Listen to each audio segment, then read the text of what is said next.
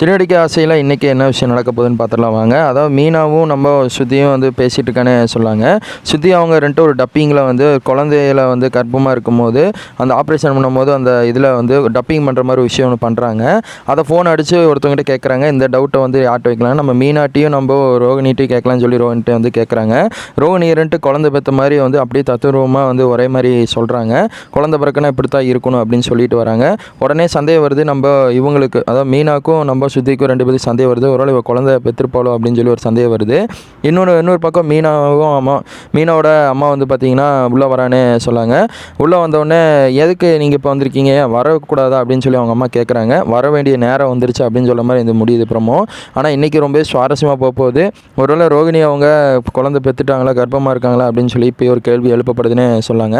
மீனாக்கும் ஸ்ருதிக்கும் இது வந்துருச்சு. ஏற்கனவே முத்து அவங்க அம்மா பேச மாட்டேங்கிறாங்க. இது வெளியே தெரிஞ்சால் என்ன நடக்க போகுதுன்னு பொறுத்து பார்க்கலாம். தேங்க்யூ ஃபார் வாட்சிங் வீடியோ.